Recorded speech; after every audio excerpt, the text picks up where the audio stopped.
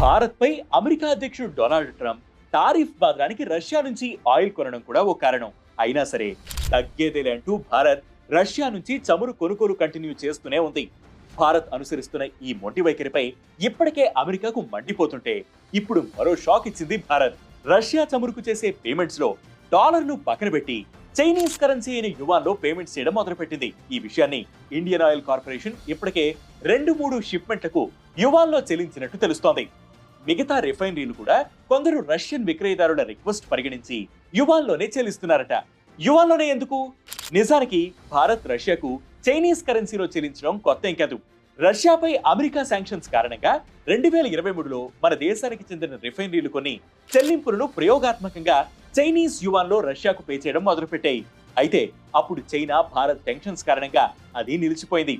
Private రిఫైనరీలు కొన్ని కొనసాగించిన ప్రభుత్వానికి చెందిన రిఫైనరీలు స్ట్రిక్ట్ గా ప్రత్యామ్నాయ కరెన్సీలను ప్రిఫర్ చేయడం మొదలుపెట్టాయి. అమెరికన్ డాలర్ లేదా యుఏఈకి చెందిన దిర్హమ్స్ లో రిఫైనరీలు రష్యన్స్ కు పేమెంట్ చేయగా వాటిని యువాన్ కు మార్చుకుని ఆపై దానిని రష్యన్ కరెన్సీ అయిన రూబెల్ కు కన్వర్ట్ చేసుకోవాల్సి వచ్చేది.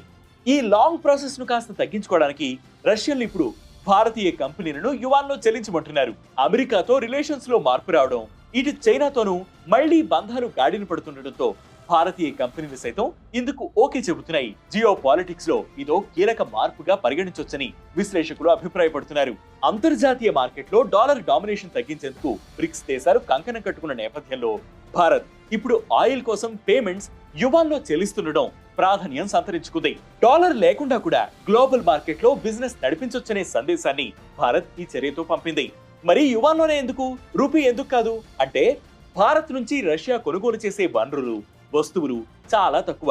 దీనివల్ల రష్యా దగ్గర బోలెడన్ని రూపాయి నిల్వలు పేరుకుపోయాయి. దీనిపై అసంతృప్తిగా ఉన్న రష్యా డైరెక్ట్ గా రూపీ పేమెంట్స్ స్వీకరించడంపై గతంలోనూ ఆసక్తి చూపించలేదు. పైగా యువాన్ లో పేమెంట్స్ వల్ల రష్యాకు కాస్త బెనిఫిట్స్ ఎక్కువ ఉన్నాయి. దానిని రూబెల్ గా మార్చుకోవచ్చు లేదా డైరెక్ట్ గా ఆ యువాన్ ను చైనా మార్కెట్ లో ఖర్చు చేసుకోవచ్చు. ఈ వైఖరి వల్ల భారత్ రష్యాలకు కూడా అమెరికా ఆధిపత్యాన్ని అడ్డుకునే అవకాశం ఉంటుంది. అంతేగాక డైరెక్ట్ గా యువాన్ లో పేమెంట్స్ చేయడం వల్ల గతంలో దిర్హమ్స్ డాలర్స్ నుంచి యువాన్ కు బదిలీ చేసేటప్పుడు అయ్యే ఖర్చు తగ్గుతుంది, రిస్క్ కూడా తగ్గుతుంది.